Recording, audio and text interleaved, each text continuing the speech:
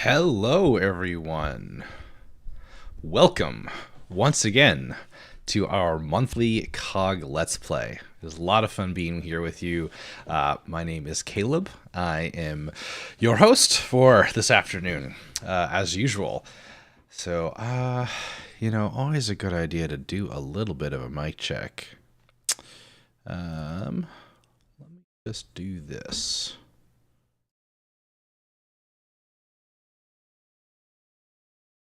Ooh, okay. That's going to help. Cool.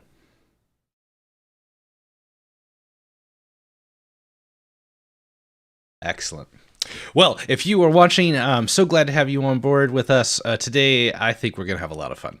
So what we have coming up for COG, we have at the end of, well, I guess it's usually in January. Technically, it is the beginning of February. We have the Global Game Jam event coming up.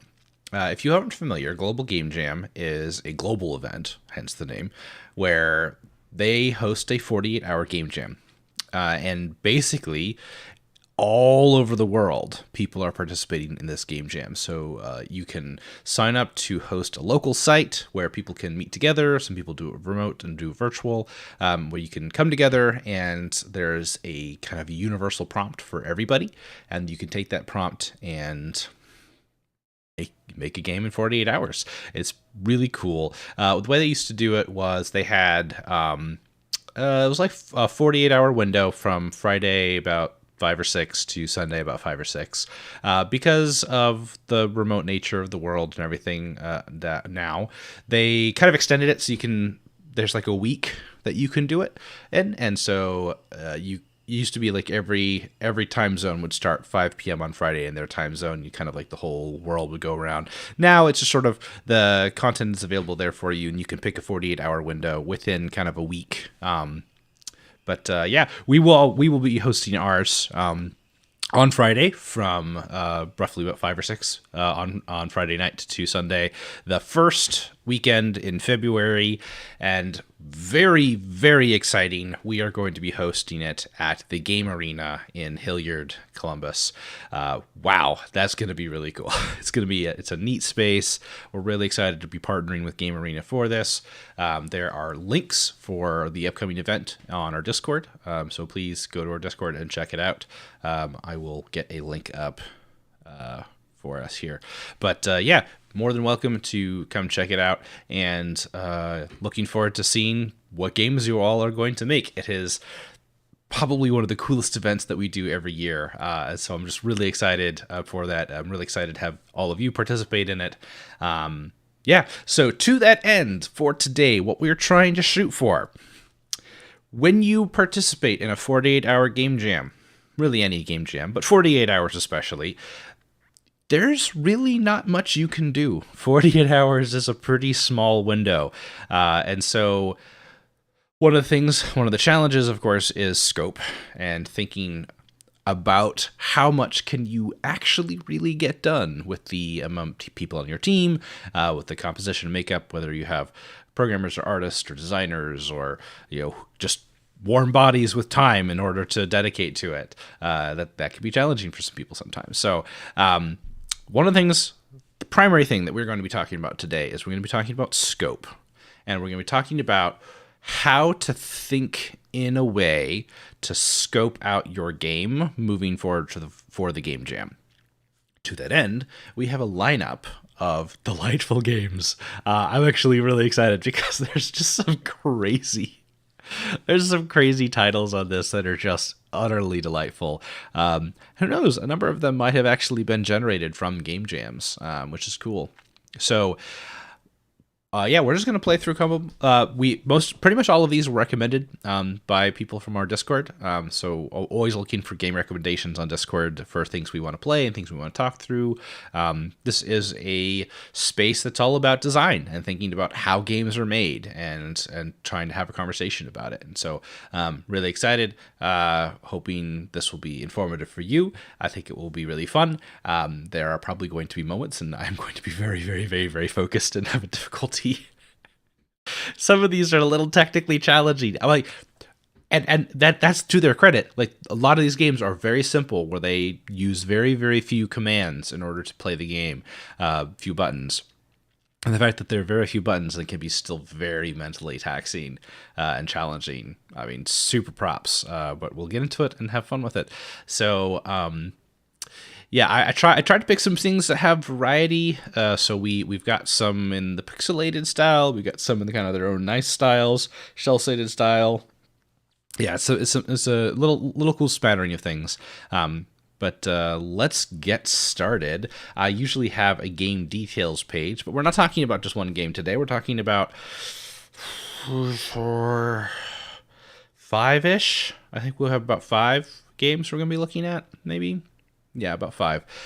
So we'll just go in and take a look at each one of them. So let's see. Push that button. Behold the black screen. And I'm going to push this button. Let's make sure this is all working here. There we go. Missed just right at the very beginning, published by Devolver Digital. This is a classic from kind of a ways back. There we go. Downwell. Gotta check my audio just to make sure we're coming through.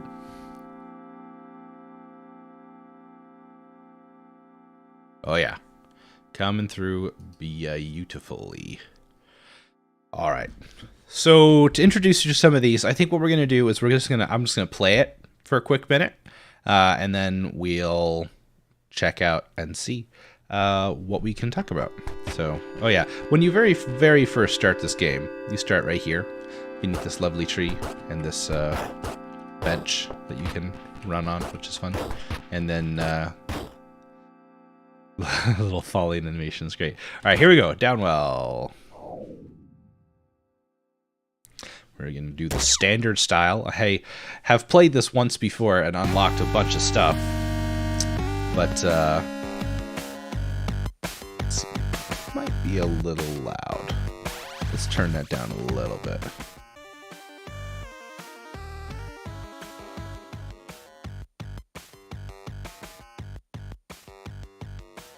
That should be a bit better.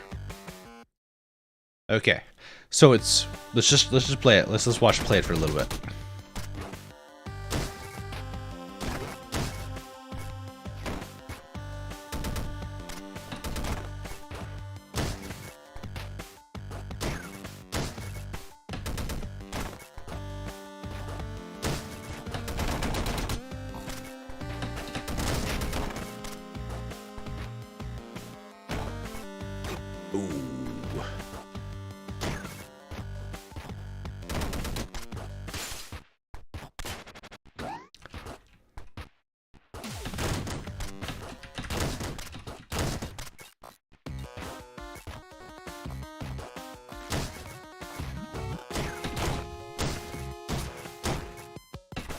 Woo!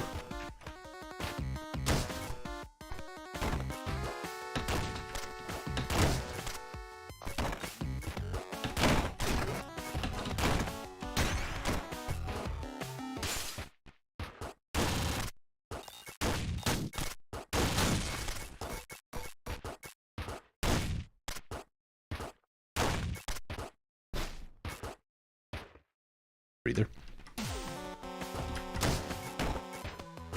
Ouch.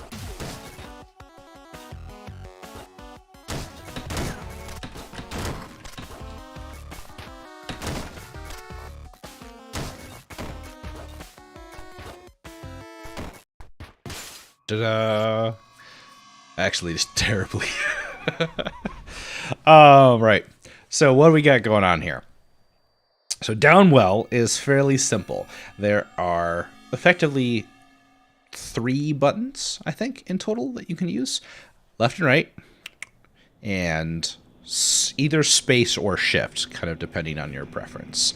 I'm not sure if it's possible to remap that or not. But space or shift, more or less, you are just tapping the one button. And this is one of the things that you'll see with a lot of these simpler games. Every time that you add a new button. This is a way to think about this, is every time you add a new button, what you're effectively doing is you are exponentially increasing the complexity of your game. Because every time that you add another button that the player can interact with, you then have to deal with the possible combinations of those buttons working together.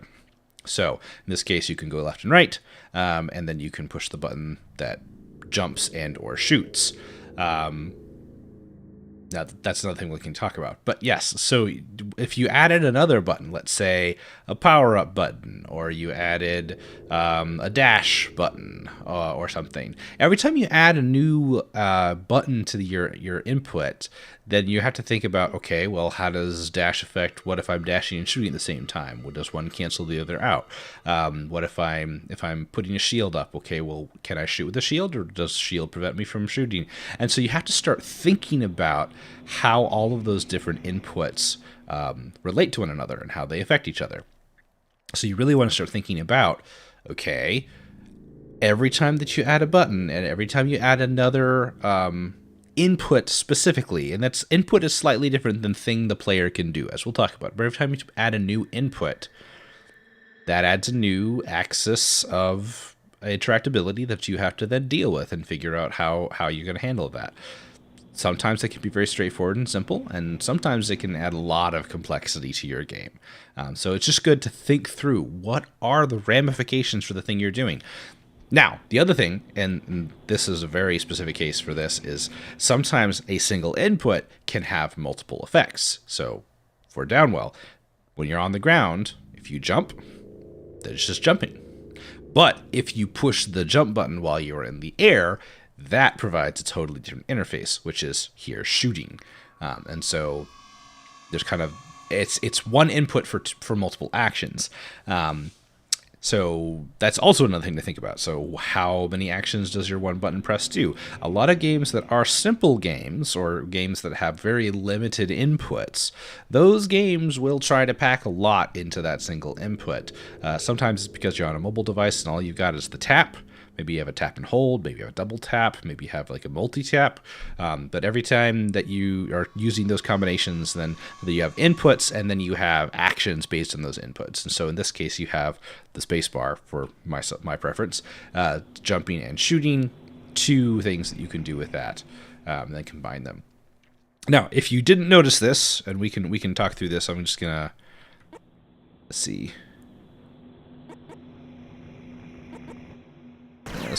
As you'll see, so you have your interface here, right? It's fairly simple.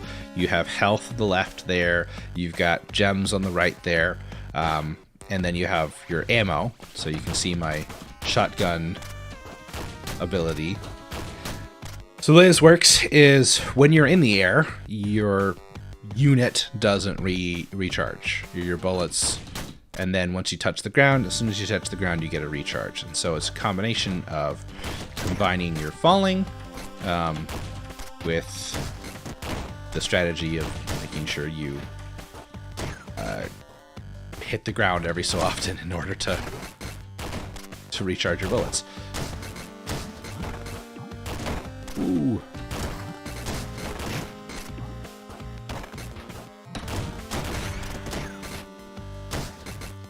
Ooh, boy.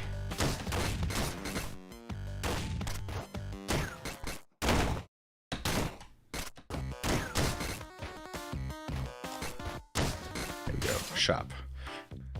This, I think, is clever design, too, because the little bubbles basically do a total time freeze on the rest of the level. So everything else stops. Your gem high doesn't go down. The enemies outside are all frozen. You get to go back, basically back into the exact state that you originally left. I think that's a really good call. Yeah. Oh, yeah. This is good. Rice ball, car battery.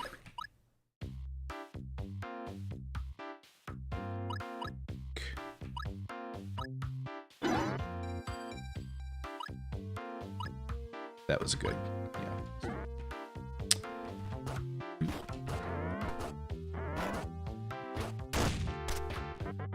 Oh.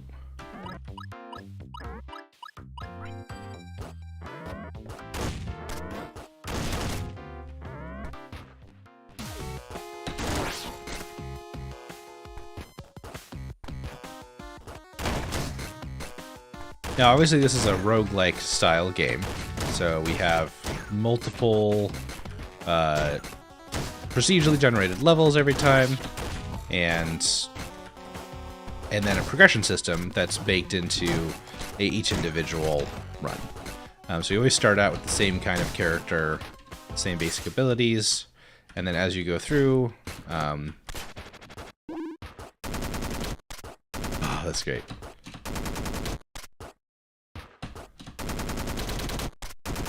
I like that one. Yeah, let's try that.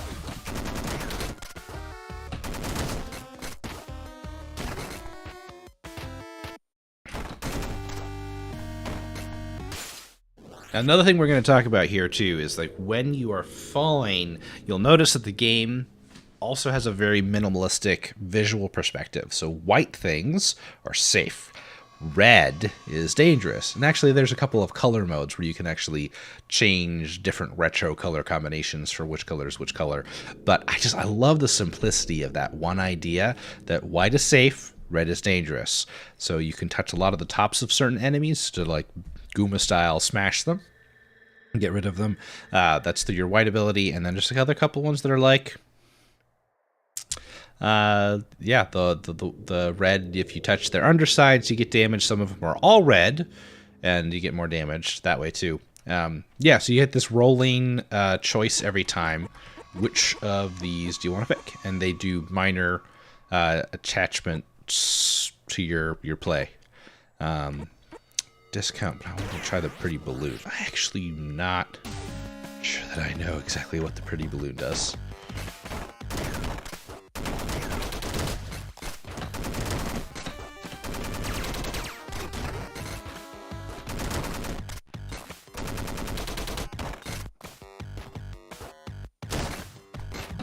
I think it has something to do with, like, you get it all the way to the end, maybe it'll do something.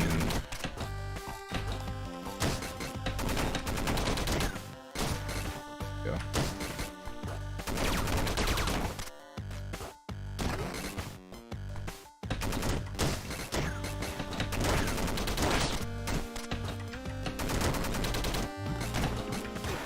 Oh no, I am now dead. Well, that happens. Oh, see, I unlocked a new color palette. Let's go check it out. But it's called Matcha. It's probably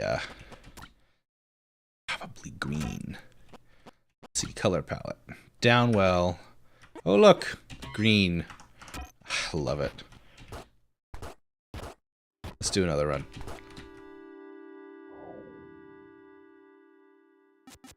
Yeah, lots of other styles. You can get more charges for your weapons. You can get lots of different kinds of weapons, and they randomize which weapons are available. And you don't have to get every new weapon. Like, you can totally choose not to.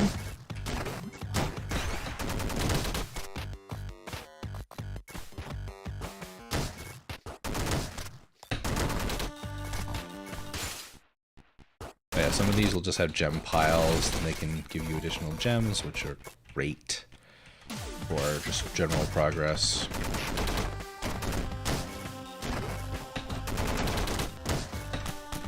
Yikes. Wow. That was a lot.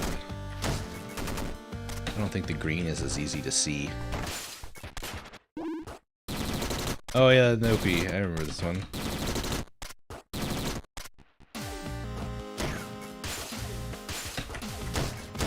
There we go.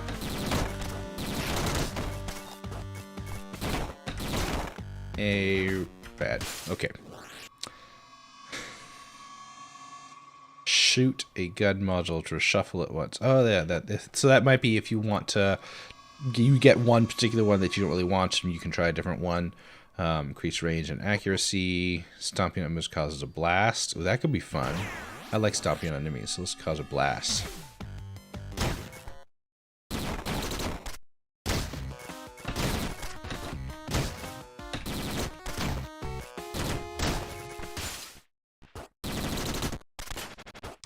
Back to the old shotgun.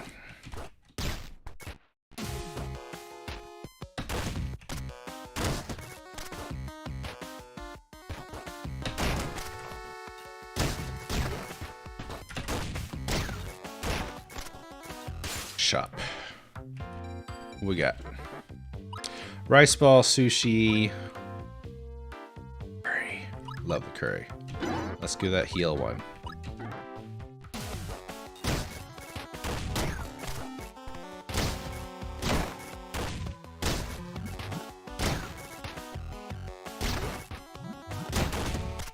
Dang.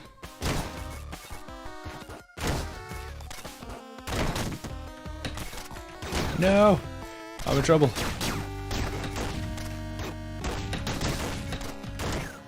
My gosh. The fact that I didn't die was amazing.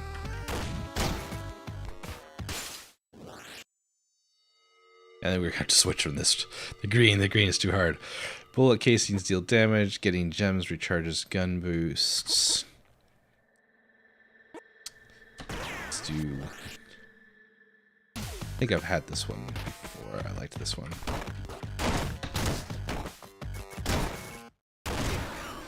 Bummer.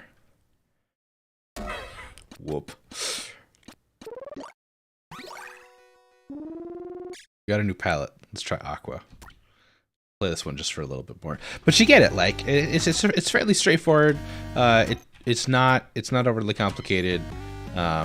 It's a good basic idea. You get it really fast. But this is a really good thing to have in consideration. Is it's a really simple idea. This is what makes the difference between like a kind of mediocre simple game to a really solid game. Is the systems are actually way more complex than they initially look to be, and I think that's really what sets apart one of these good ones from something that might just be not as good. Is there's a lot of complex depth within the simplicity.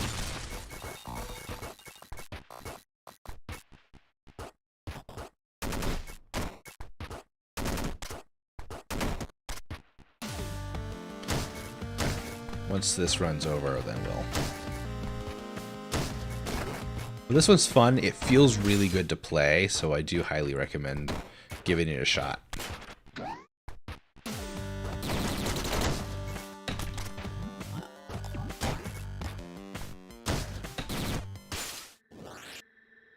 That was a good run.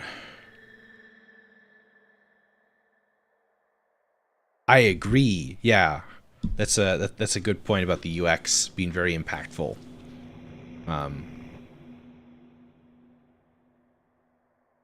There's actually, I wonder if I can show this. There's actually a couple of different setups. Let's see, style select. No, I don't want to. Okay, no style select while I'm in the middle.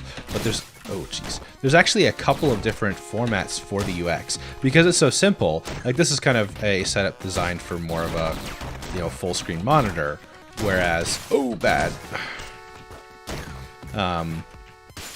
If you say, for instance, wanted to do something a little bit more narrow or something, you can actually, this was actually really cool. So you can actually have an arrangement where all of the UX is within the two borders. You can also have an arrangement of the where it will actually flip depending on monitors. So I've got like a vertical monitor here. I'll bet you I could put this full screen on the vertical monitor. That would be fun. +2 +2 charge. I'll do one of these. Let's heal. Last a little longer.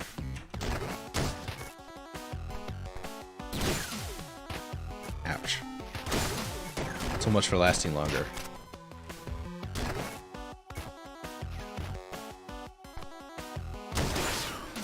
And dead.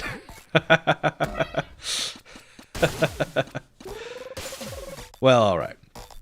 We'll go back to the surface and I'll show you those other modes. So you can actually see, go to style select.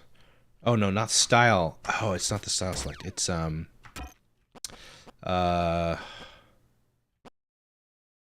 just options? Yeah, display. So you can do full screen mode. You can do See how this one combines everything into kind of a...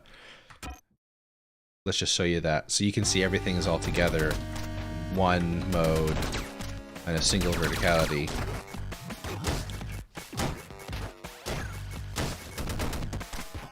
So we can also do... See, you can have it displayed in different orientations. And I just thought that was a really nice touch. I thought it was super cool. Alright. Well, that's probably enough Downwell. Let's go ahead and quit this guy and we'll move on to something else here. Yeah, and hey, if I'm watching the chat, if you're in the chat, go ahead and say hi. I'll say hi back. Let's do... Okay, this is another one. It's fairly similar in terms of style. It is called Switch and Shoot, which is actually great because that is a game where the entirety of the game is in the title. That's loud. Turn down a little bit. So, the entirety of the game is you switch and shoot in a single button. And it actually is really funny. You can use any button. You can choose whatever button you want. No problem. It accepts pretty much everything. So, maybe. Well, up and down apparently doesn't work. But any other button seems to work. Let's go. I'm going to use my old space bar.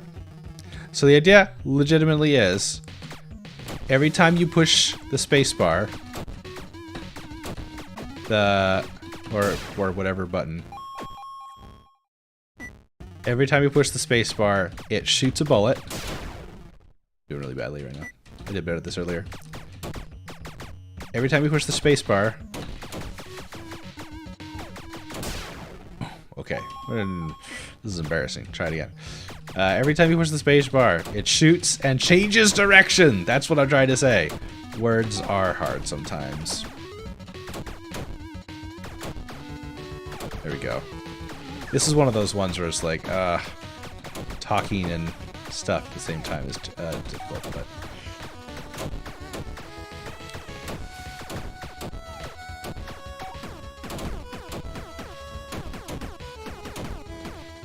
You can see you get these yellow power-ups.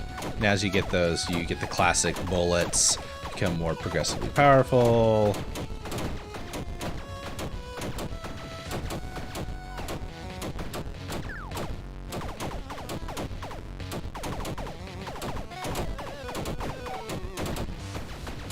Now, if one of the yellow power-ups get past you, you actually lose one of your power-ups until you get to level 5, and then this happens. You get this, like, laser superpower, but also the red borders come through, and you don't get wrap anymore, because by default, you can actually wrap around the screen. I'll show you that. Here.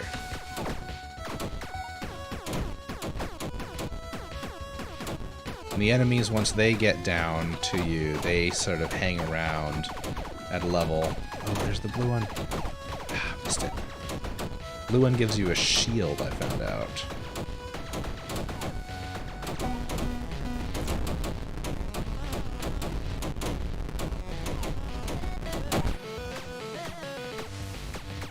Ooh. Shield.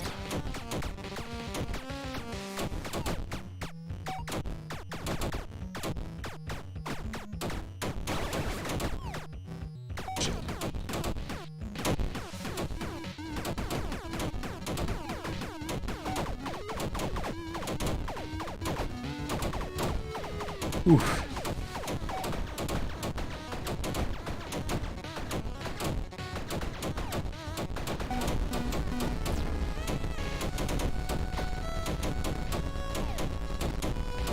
I missed it. No.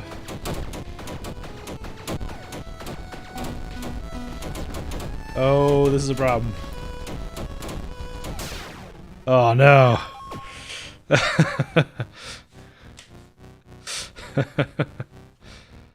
Oh boy. Okay, so the point about Gliss, so Cuba was the one that I did last time when I was playing this my own. Does it just like randomly give you a name and then your high score goes on? That must be it. It just randomly gives you a name, and then whatever name it gives you is the one that goes on the. That's really funny. Matt has apparently done very well. But once again, it's a simple game. It's maintained in a kind of limited vertical window. Oh, jeez. Tree, okay. Like tree. Tree's good.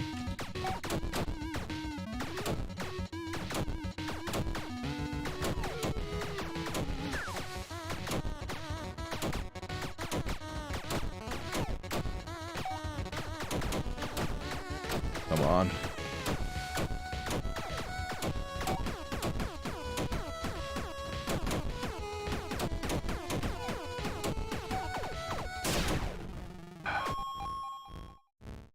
That is a great point. That one-button games are awesome for people who can't usually use gamepads or mouse and keyboard. That's a really great point. There was actually one. It was a very technically complex game, and it was like a fighting game, but you could only just like click one button on the mouse or something.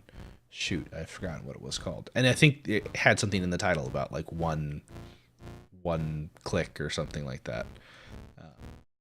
Yeah, I forgot what it was. I'll play this one more round. This is even. I think this is even more simple than Downwell. It doesn't have as much of a complexity of things, unless there's a lot more going on in the world here than I am aware of. I think we've pretty much seen the entire game. But it's a lot of fun. It's definitely like up my alley, like liking the old school, like, you know, Asteroids, Galaga, Defender, all of that stuff. Oh, I missed that one. Bummer.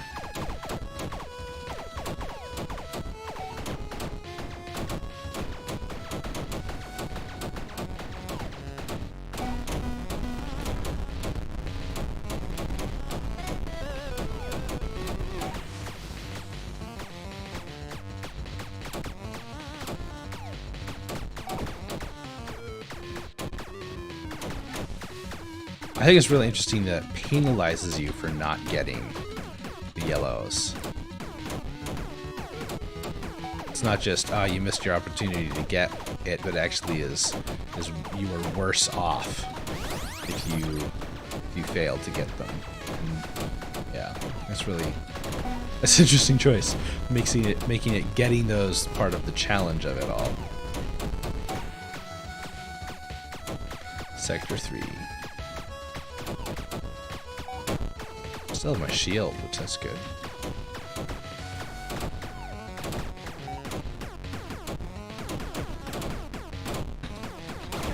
He says right before he loses his shield. Ugh.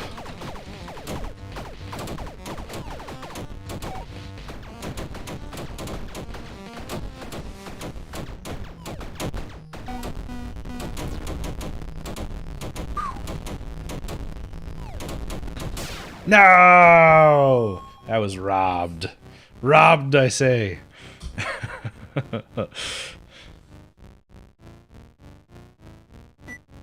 Alright. That's probably enough switch and shoot. But that, yeah, you get it. It was a very simple, straightforward. You back and forth, you fire. You have one axis of input, but also only one. But then you have two axes of how that input affects the gameplay. So cool. Yeah. Moving on. Let's try. Okay. So those both very intense. Very. You have to be constantly thinking on your feet. Let's move something to a little more chill. How's that? Then we're gonna go from amped up to the most chill game on this list. Momentarily.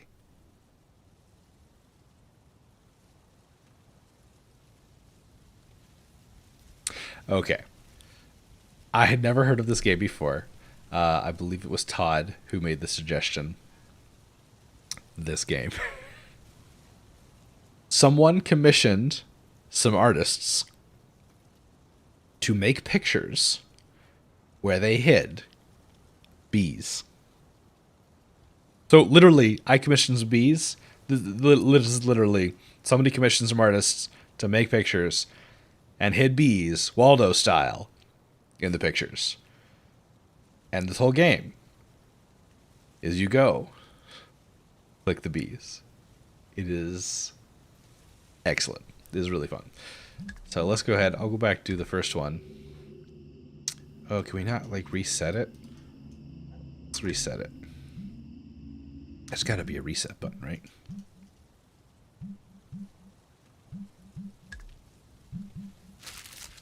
There we go.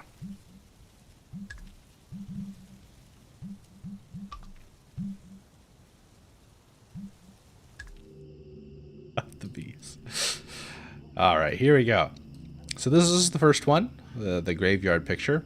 And as you can tell, there are bees. Bees. Again, I like it. You can zoom out so you can appreciate the art. And you can zoom in and click on the bees. They make a little cute buzzing and a puffing. And sometimes they're not just bees. Sometimes they are honeycomb. So bee adjacent.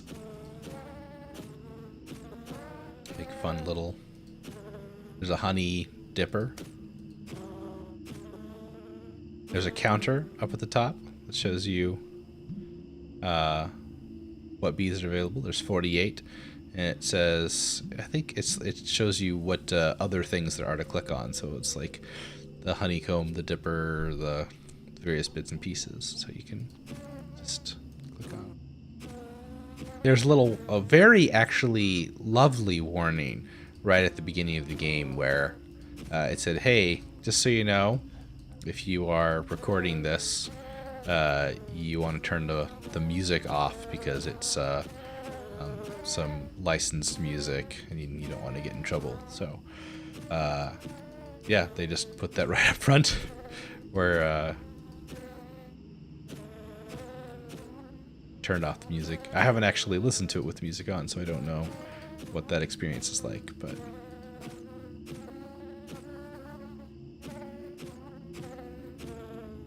lastly, and they just give you this option. You've collected all the bees. Now enjoy the pretty art. I just think that's great. It does give you a timer for how long it took you to find all of the bees. And look at this painting. Oh, this has so much the energy of those Waldo books, of just the chaotic, crazy, what is going on? I mean, there is a cloud over here. This guy's great. There is a sheep with wings, multiple sheep with wings. Pirates, apparently. Yes, always more to zoom in on vibes. Absolutely. And what's nice about... Honestly, what's nice about this kind of thing, like even like Waldo, etc., it gives you a reason to sort of zoom in on all of the... You know, I Spy, it gives you a reason to zoom in on all of the craziness going on. Objectively bigger? I think it is probably bigger. Yeah. No, I think you're right. I think it is probably bigger. But if you're thinking about games that you're making for the Game Jam, something even simple like this. Let's say you've got a team that you don't really have a lot of programming resources, but let's just say you got really, really phenomenal art people or people who want to try their hand at art. And that's the resources you have available to you. You think about how can we use the abilities of the team that we have, let's say artistic, how can we use that to the best of our ability to create a cool experience? Even if it's not highly interactive, it can still be a really fun, engaging experience for your players.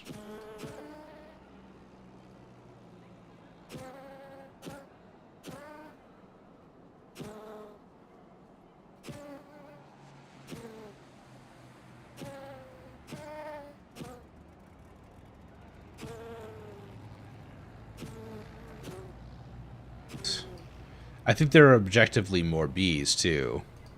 I think there were only around 50 last time.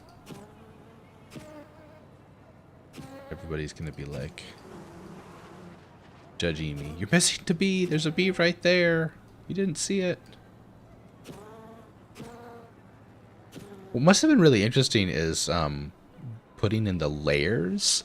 Oh, I wonder, like, what was the format that he asked the artists to put their pictures into to allow for the bees to be hidden? Because it looks like, you know, there's definitely either some layers or faking layers going on to try and get the bees in the right spots and under the right piece of the geometry.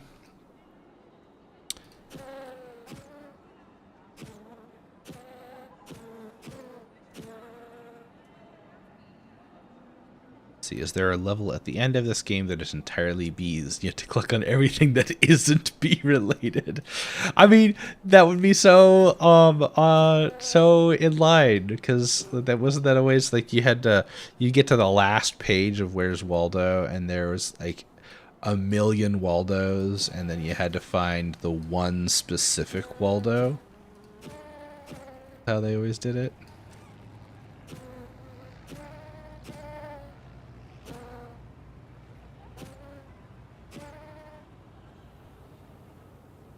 The ones over here.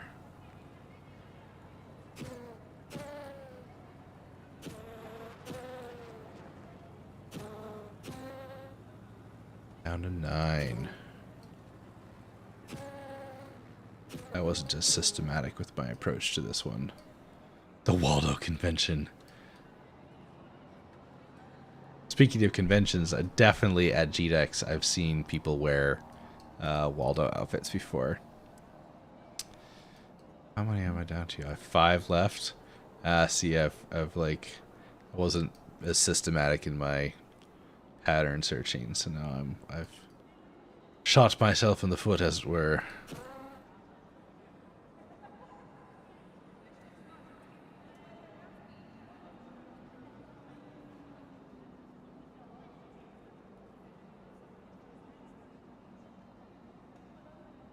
Get them.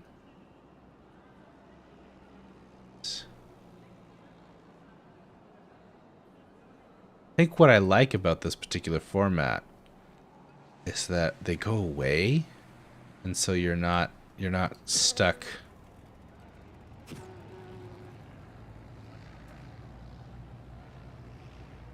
looking at things that you've already found before. This ape guy. This ape guy is something else.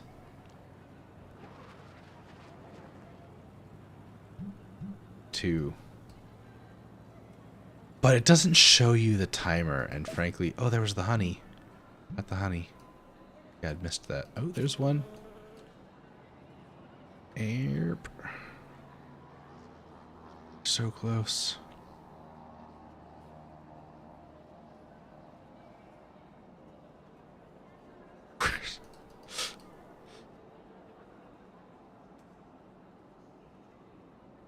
I do like that it doesn't have the timer, because I don't feel like I'm being rushed. Even though, like, I'm kind of vaguely aware that there's a timer, and I kind of have a ticking timer in my head. At least it's not, like, in my face, telling me, you are not doing well, you need to go faster. Now, here's the real question. Are they the same every single time, or do they actually move the bee locations? That would be kind of interesting. We're gonna randomize it a little bit.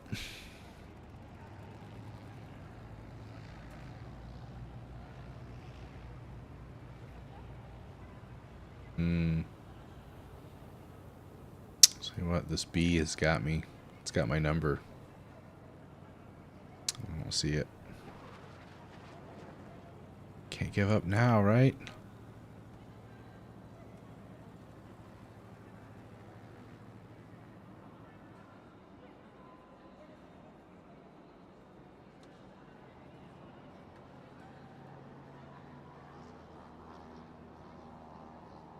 I do like that there's kind of like a cityscape bit in the background.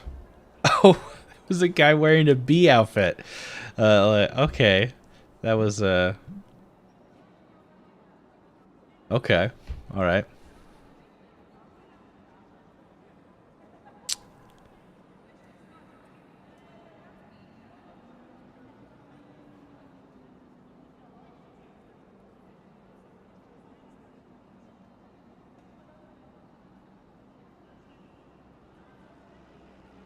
Oh no, no. That's a terrible suggestion. Random like version of this where you the bees move while they're off camera. Ah, no. Man. I'm becoming very familiar with this picture, but not familiar enough to find a bee.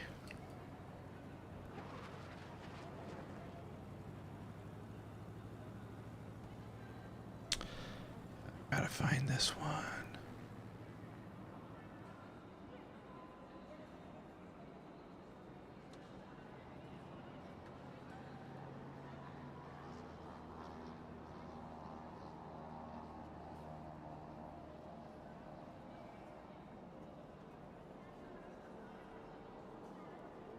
Yeah, I know. I was thinking the same kind of thing. I'm going to the middle here. Left side, I feel like I did a pretty good job. Yeah, no kidding. Um,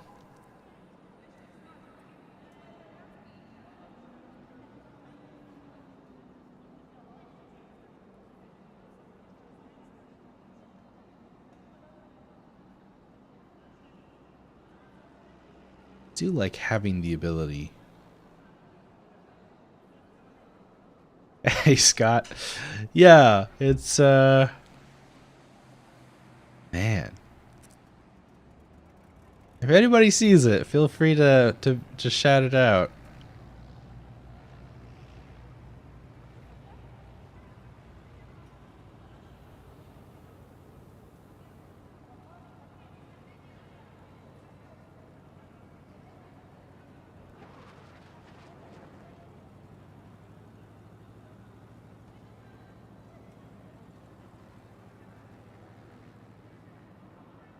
I'm convinced it's gotta be over here.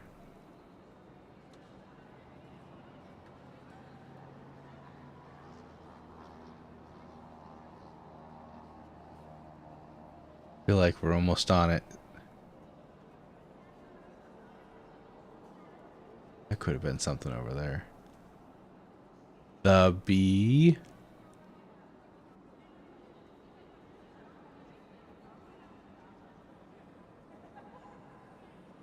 I see it.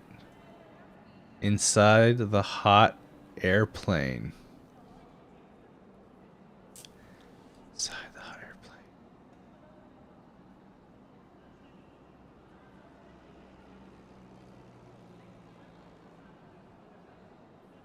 With the seagull.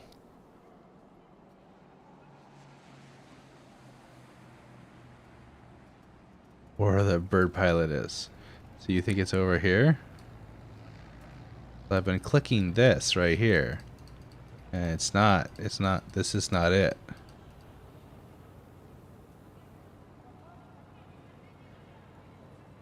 This looks like a bee.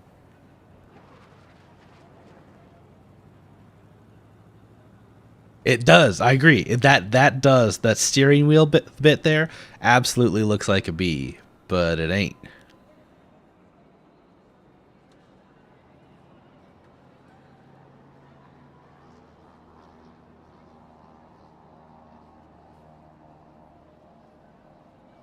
Huh. It says I've got one bee left. The last bee. I was gonna hold here for a second.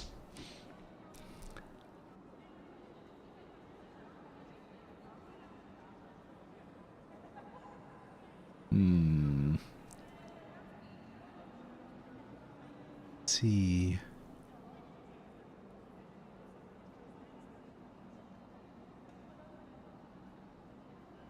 This is such a thing. You're right. That totally looks like a bee. Why isn't the bee over there? Man, it's been so long since I've seen a bee that I'm like, are there even actually bees anymore? Like, is it just the game just trolling me?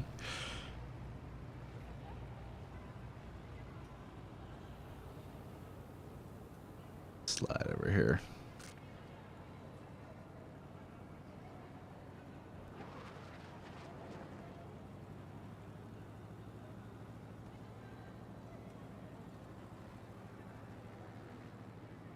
Will it be one of those ones where it's super obvious and everybody's just missed it? Or is it going to be like, it was behind the beak of the bird the whole time and, oh, you couldn't see that? Oh, well.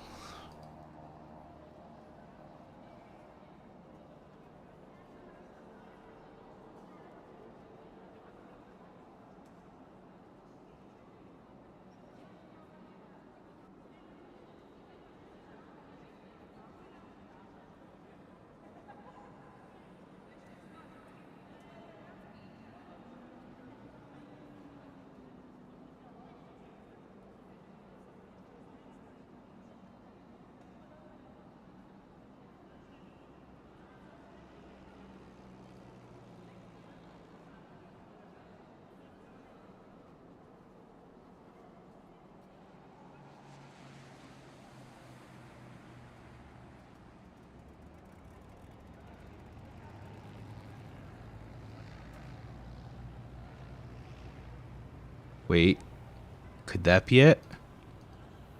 Nope.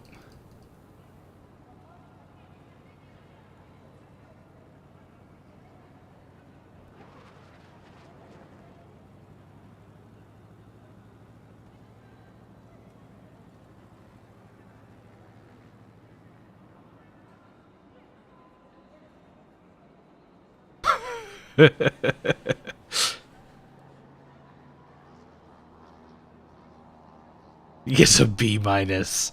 Ha.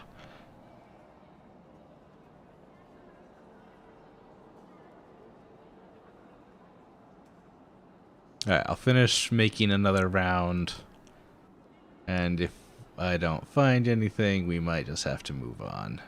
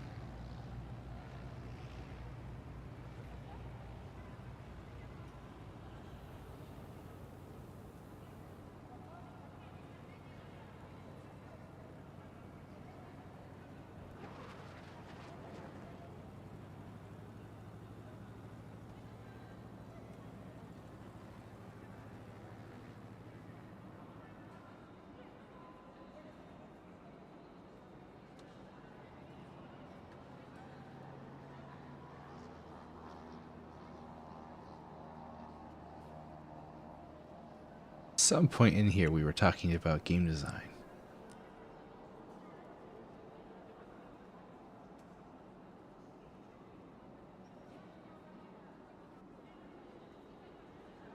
Now I'm just consumed with finding a speck in a world of specks.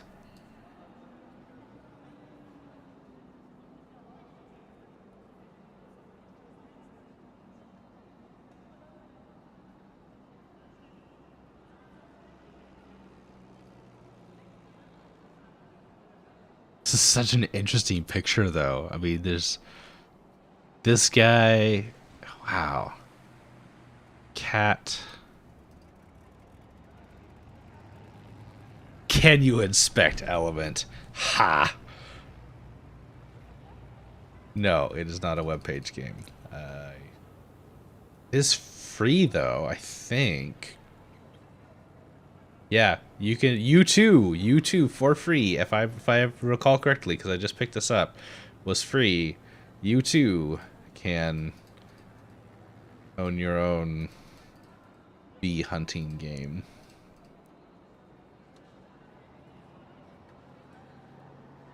Begin to just randomly start clicking on things because that's definitely going to be successful. Okay. I'm up at the corner again. I just might be... This bee was inside all of us all along.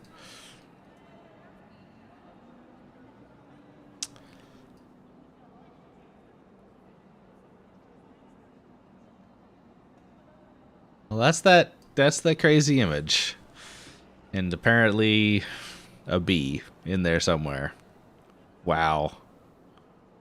That's just crazy.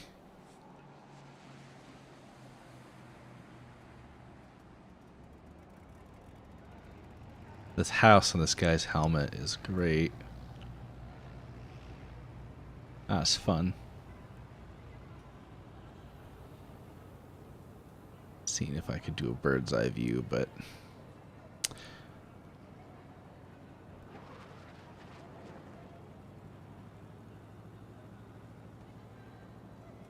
particularly at the eyes. There's lots of like shiny eyes.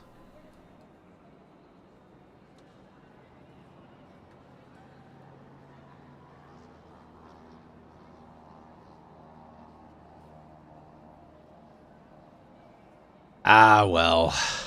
I can't spend... Oh, I found the bee! Oh my gosh, it's right here! Okay, it's right here underneath the slide. I found it. It's right there. Right here. I found the bee! Right when I gave up. Oh my gosh. What a thing. What a thing. Well, anyway, there are 10 levels of finding the bees. Just because I'm curious, what is the last level? There are 204 bees hidden in here. It is not a level full of bees where you have to find everything that's not a bee. But I am looking at this, and so far I haven't seen any bees at all. Oh no! They're not even colored. They're just like outlines of bees. Look at those. They're not yellow. No, they're just the outlines of... Oh, jeez. No. No, no. I'm not doing it. I'm not doing it. I'll walk away. Throw that off the menu. Goodbye, game. So you could do that for Game Jam. That's a thing, too. That's a thing you could do. Make somebody find something in a sea of somethings. Actually, no, that was pretty fun, and I'm grateful for that experience. So, and now I'm going to move on. Right. So we have looked at Downwell. We looked at Switch and Shoot. And we looked at bees. I've got two more on the list, and so let's go ahead and take a look at this one. This one is just fun. I don't really fully understand everything about what's going on, but it is an Annapurna game. Annapurna publishes kind of a lot of really interesting games, to be honest. If you were ever looking for inspiration for a smaller game, look at their catalog, because there's a lot of pretty interesting stuff going on. So we're just gonna go ahead. We'll start a new game. Several of you recommended this one, actually, and it's just kind of nice vibe to it. And then it's just totally weird in terms of what the actual gameplay is for it. If you just saw like this opening bit and the name of the game, there's no way that you would ever guess what it is that this game is all about. So there's this brief text conversation here. Someone is being dramatic.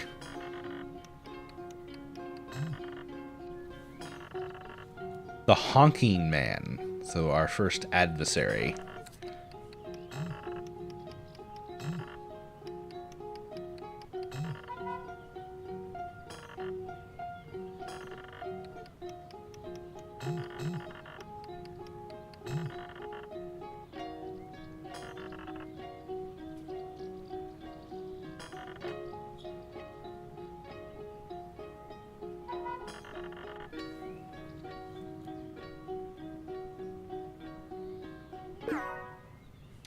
We have a little interactive.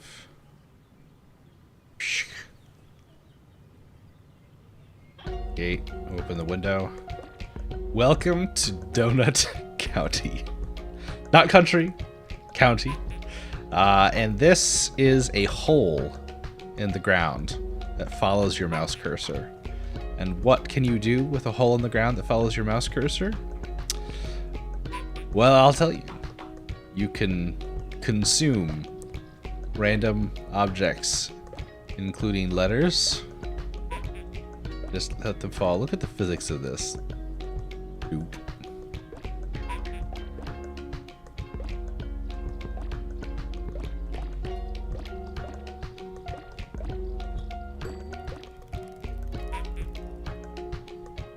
Do fence posts.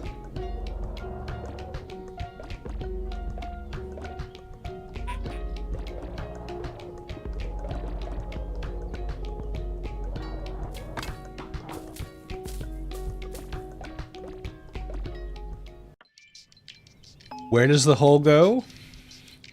No idea. It's like opposite Katamari. Yeah, there we go. We are now going to the donut shop. Run by a raccoon. Because of course. Don't worry about him. I just delivered him a donut.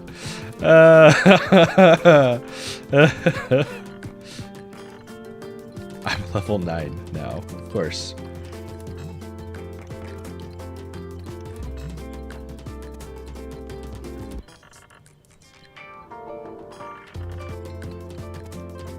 Quadcopter?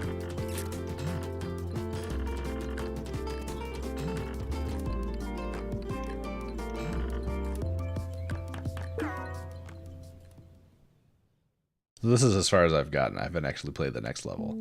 6 weeks later.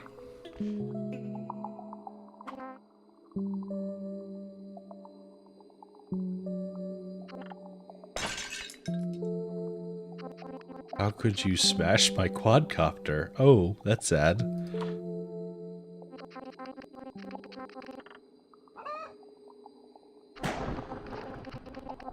How could you destroy the entire town? What? What? I'm kind. Use that stupid app to open up holes all over town, and now we're all stuck underground. Oh, we found out where everything went. It looks fine to me, except my quadcopter. I'm the victim.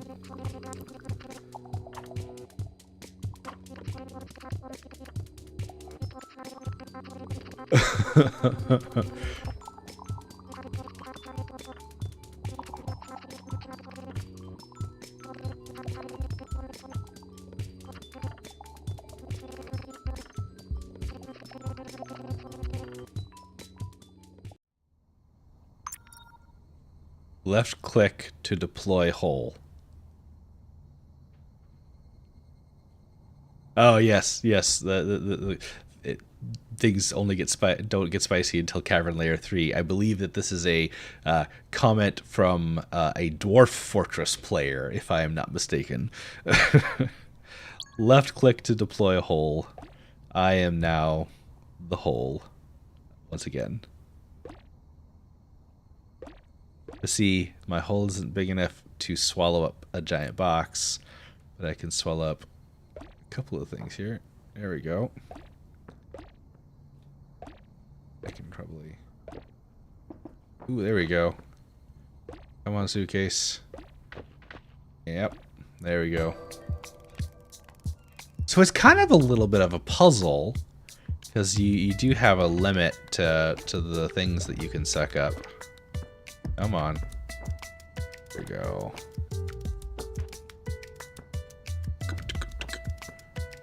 Okay. A little bit bigger.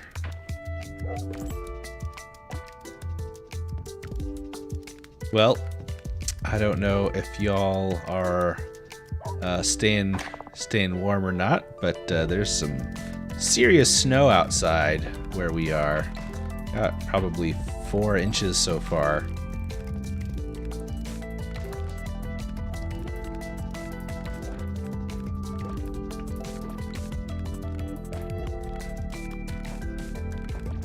Oh.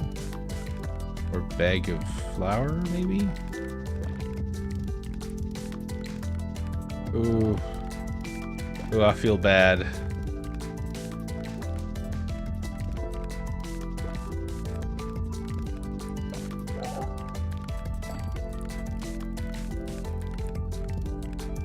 Oh, this looks so much fun.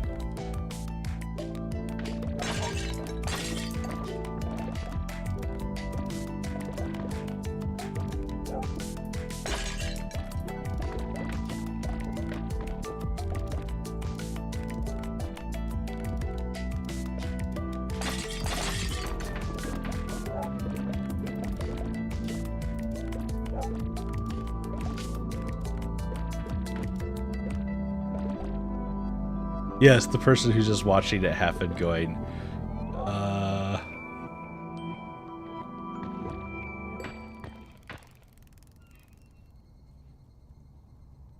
Ooh, they're trying to get away. We won't let them. Yeah, that's not gonna go in. Oh no. Now let's do that. What? Is that because of the furnace?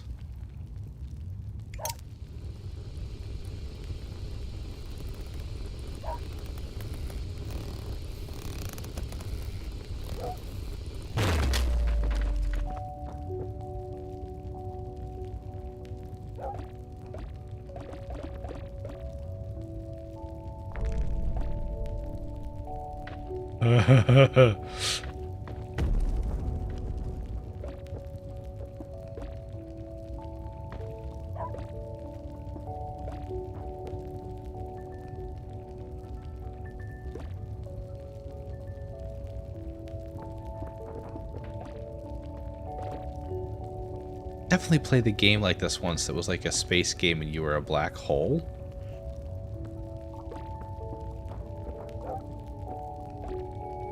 Goodbye, house.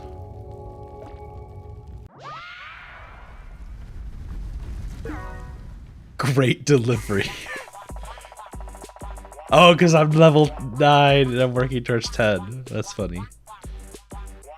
Trashopedia?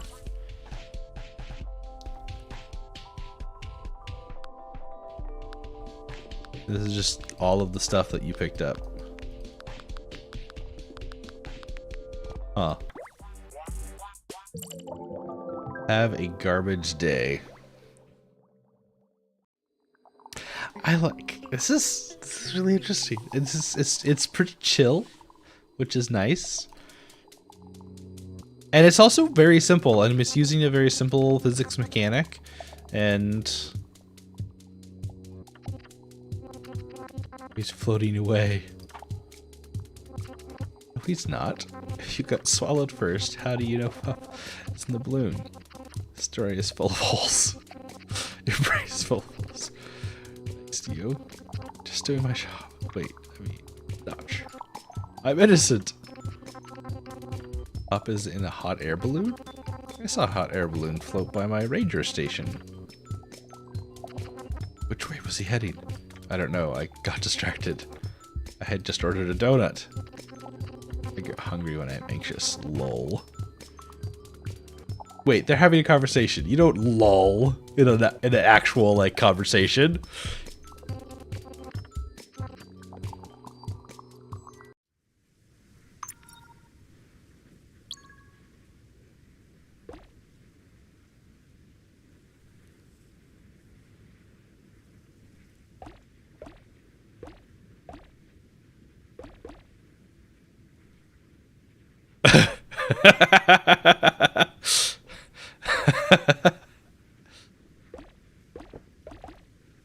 Okay, fair enough. I do know of various occasions when lol has been said out loud. Goodbye, snake. Can't quite get this one. Oh, oh, yeah, I got it. Fortunately, that means there are no snakes down in the hole.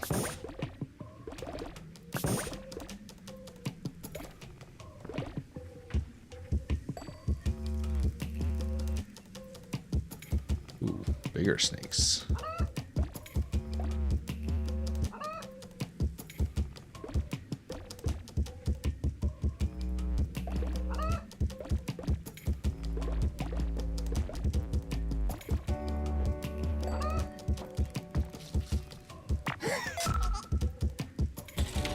Snake danger level increasing.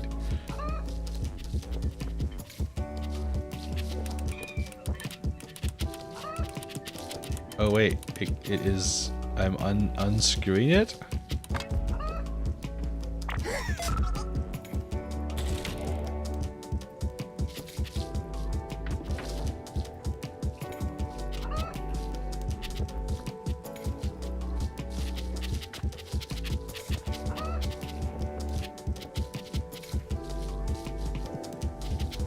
Come on.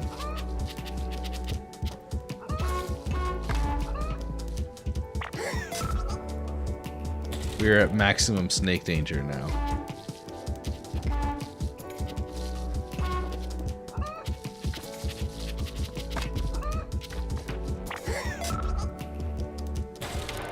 No, I guess now we're at maximum snake danger.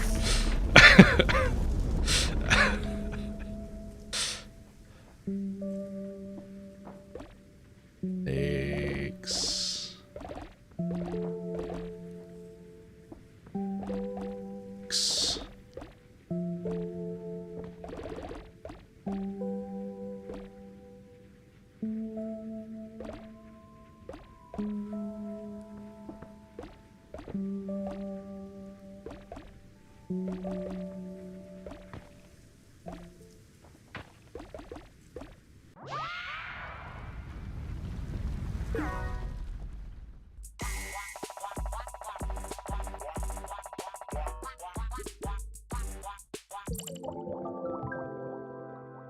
Yeah, I'm having fun with this one.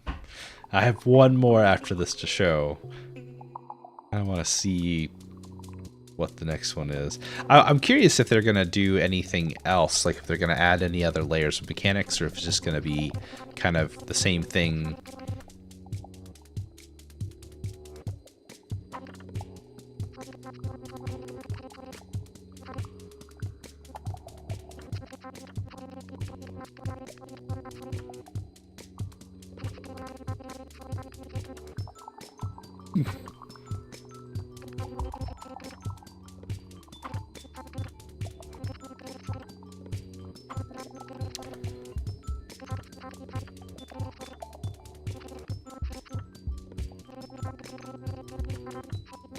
Feuding, as one does.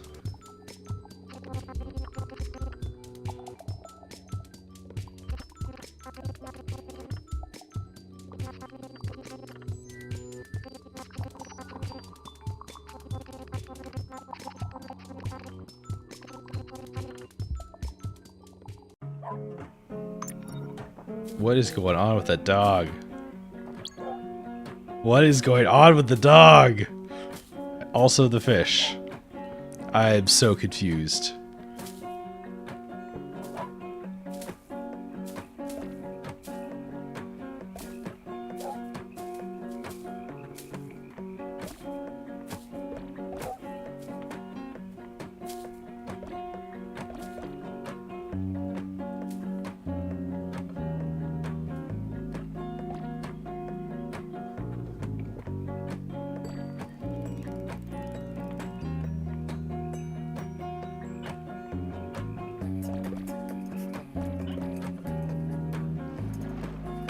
You could do the water? You could suck up the water. Oh, but now the hole is full of water. Wait, so how do you get rid of the water?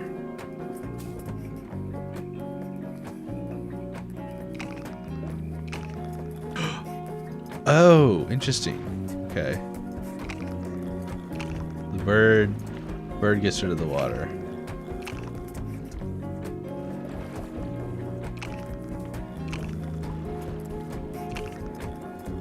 This bird is gonna be one full of water bird. Oh my gosh, the bird is actually getting bigger. Oh no. Bad things are gonna happen to that bird. Bad things are gonna happen to that bird.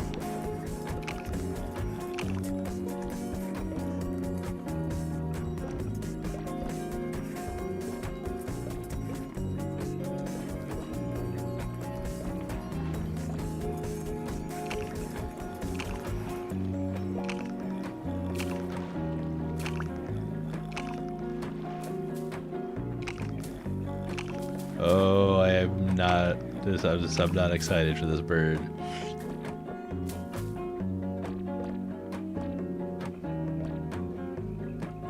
This bird is.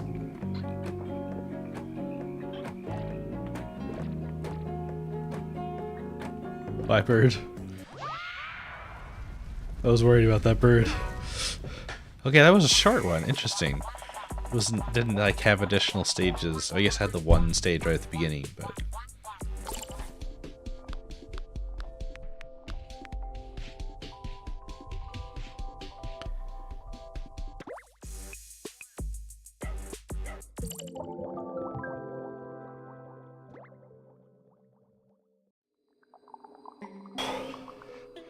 oh, it's a raccoon. Garbage.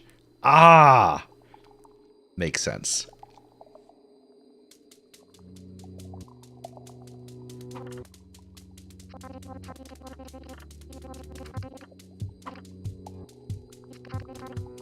Is that legal?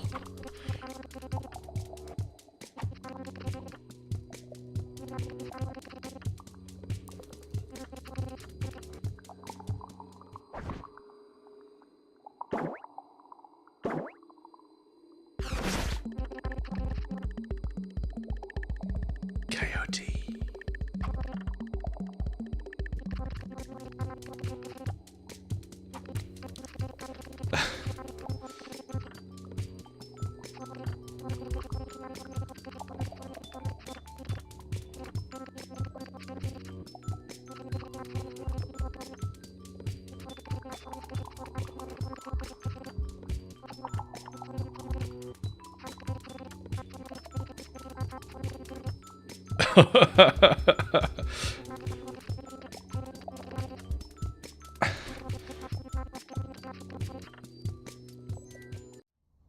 Oh no.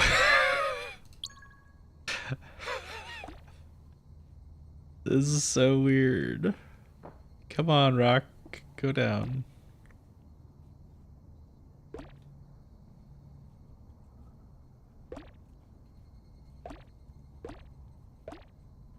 Is the campfire a whole thing, or is it gonna be individual pieces, you think? Like it's gonna be a whole thing. Oh no. Goodbye, vegetables.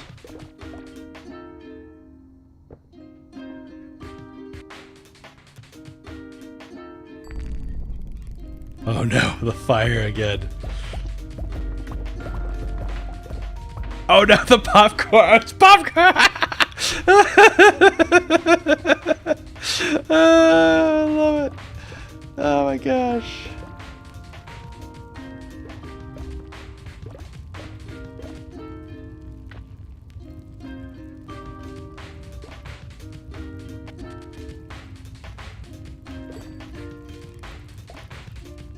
Oh, he moved.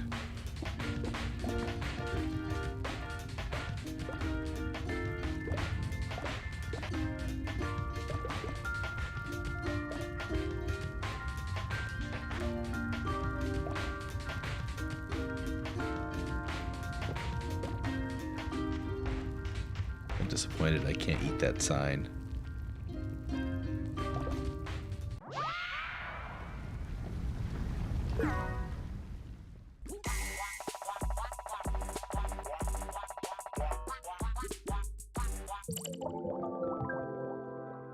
Well, with that, I think we'll switch over to our last one.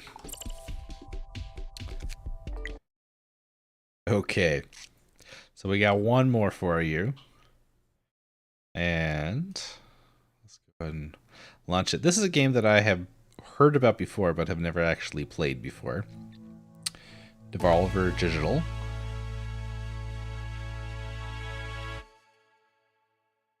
Minute. Do a new game.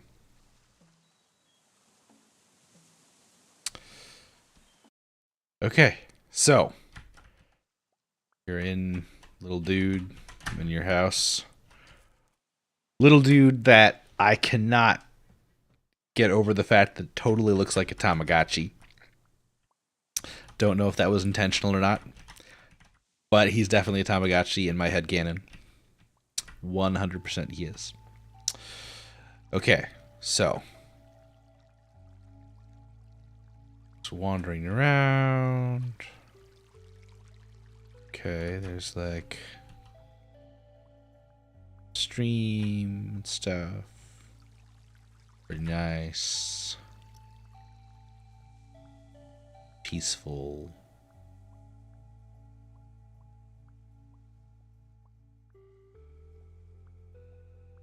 Can't really advance any other else, so.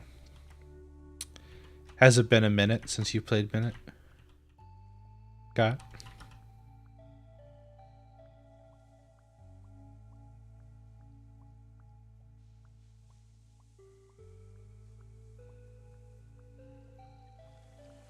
There are little crab dudes. Ooh, ow. Crab dude just imaged me.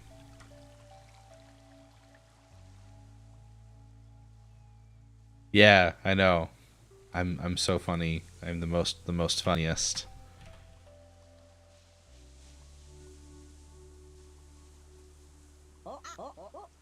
Water is nice and warm here, apparently.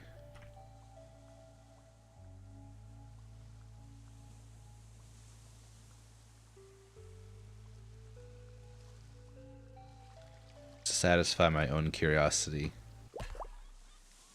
I did.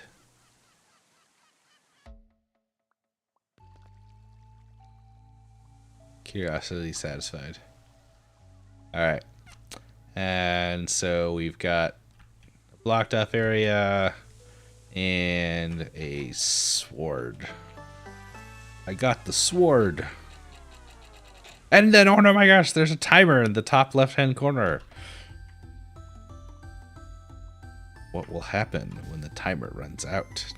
I wonder. It is a boat.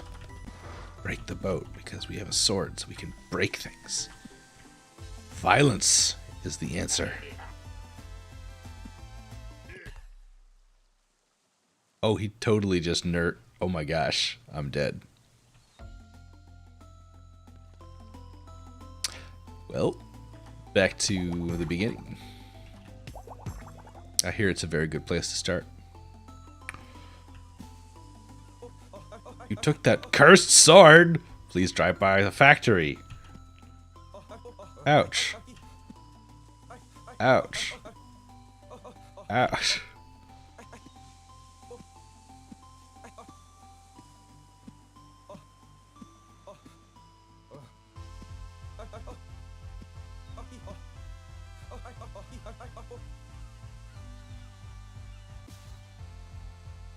Well done. Well done, sir. Break this boat again.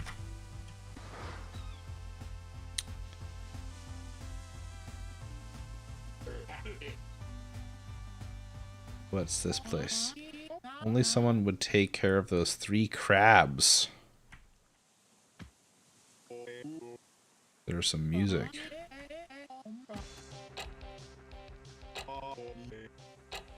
Real music?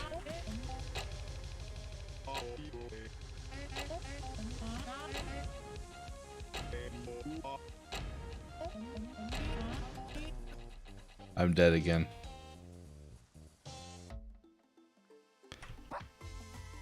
Oh my gosh, I killed the dog!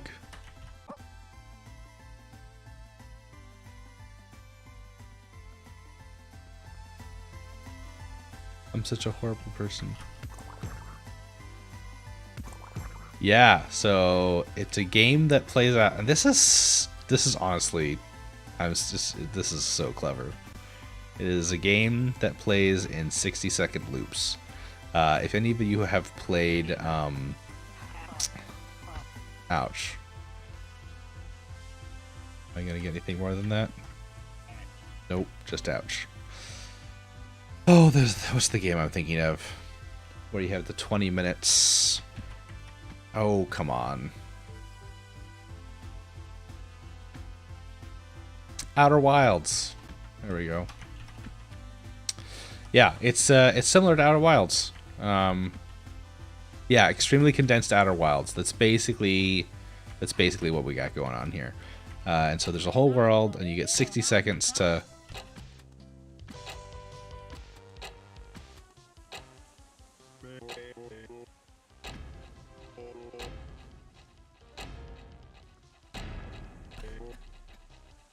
That again.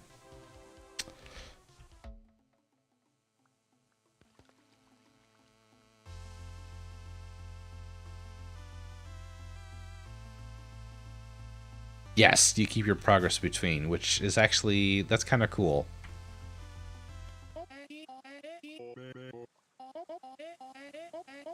Five crabs? It was only 3 crab before. What does this fish say? Land is the best? It was 3. Oh, it's because in that run I had killed 2 crabs before. That's what happened.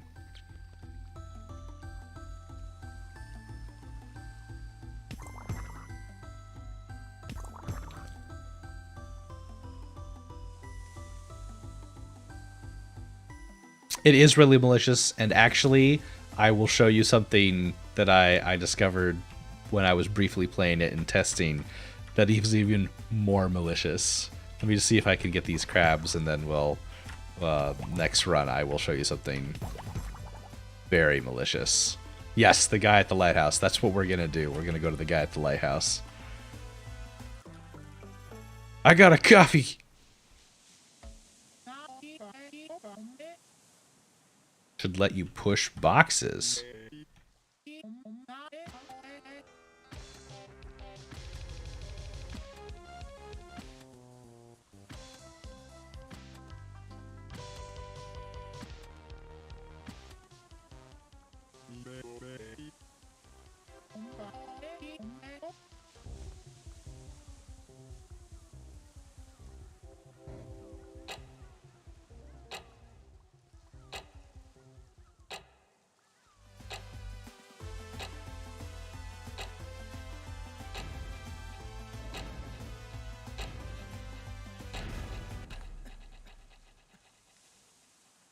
I did push that box. Yes. All right. Here we go. Lighthouse guy. Let's do it.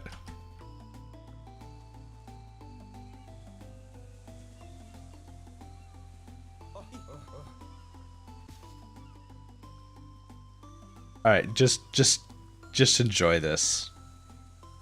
This is something its own thing.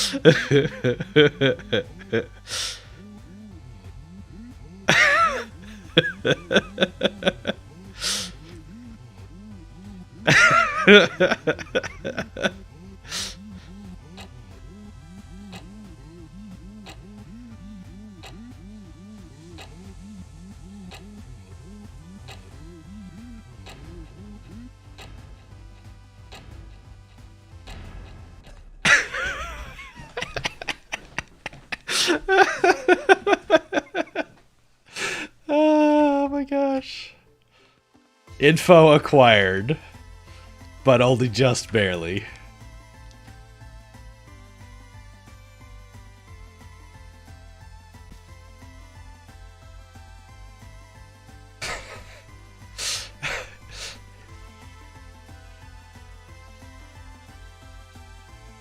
With 20 seconds left, exactly, you would, which I think is partially the intention, is to like, oh, I got the lighthouse key.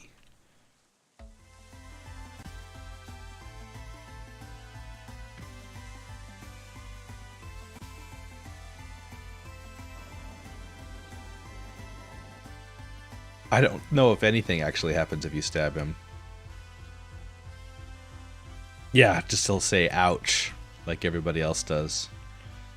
Make him take longer.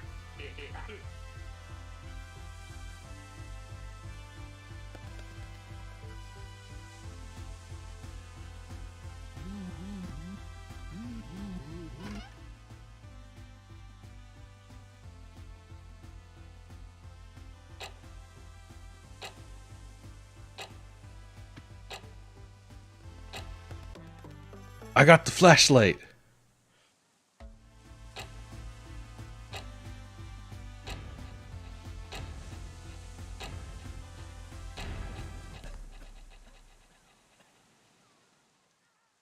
Yeah, this is I mean, this takes tight design too, because everything has to be kind of like within that.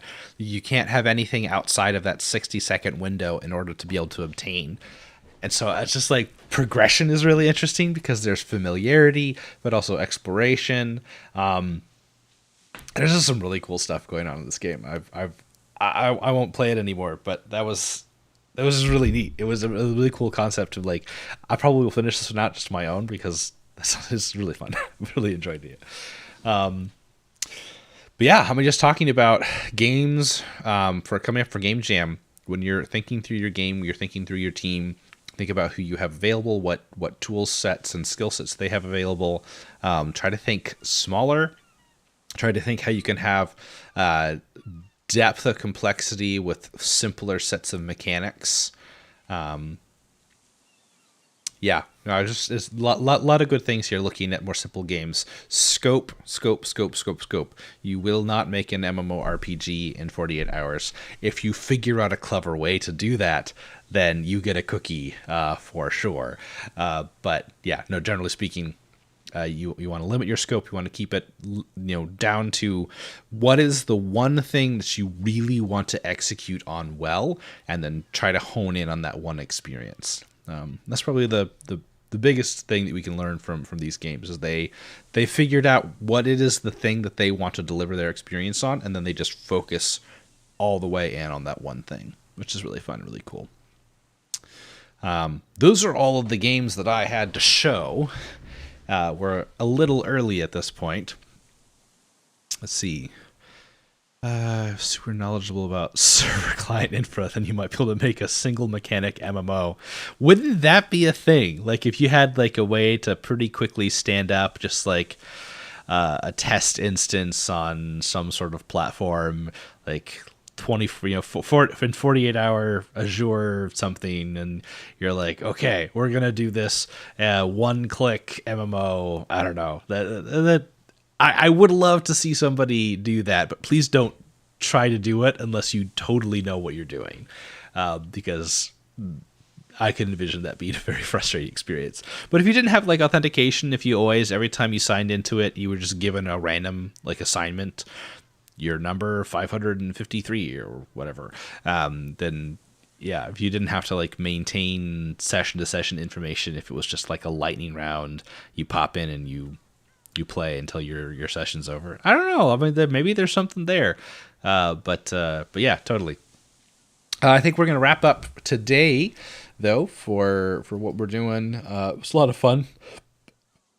Just, yeah, a chill time, playing some simple games. You can have, like, something, you can have 3D assets in it. Like, don't be afraid of 3D assets if you have a team that is able to do 3D.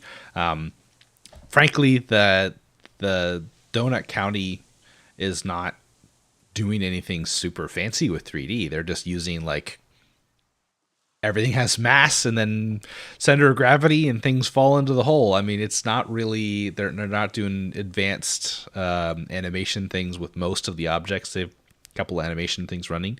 Yeah, I hope this is an opportunity for have some good ideas and get the brain juices flowing for coming up for Game Jam. Yeah, that's it for us on this side. Thanks for coming out, and we'll catch y'all later. Oh yeah, that's a good point. The 3D is faster to demonstrate on than 2D in a lot of instances. So yeah, thanks all, and we'll see you at Global Game Jam. Please do check out our Discord page. We need to get a link up probably, but yeah, check our Discord page. There's information there for sign up. Again, partnering with Game Arena, which is a super cool partnership for us. We're really excited about this space and getting to work together with them to host the event. So looking forward to that. Looking forward to seeing you all there, and looking forward to seeing all of the games. It's just gonna be so much fun. So we shall catch you all later. Cheers. Bye.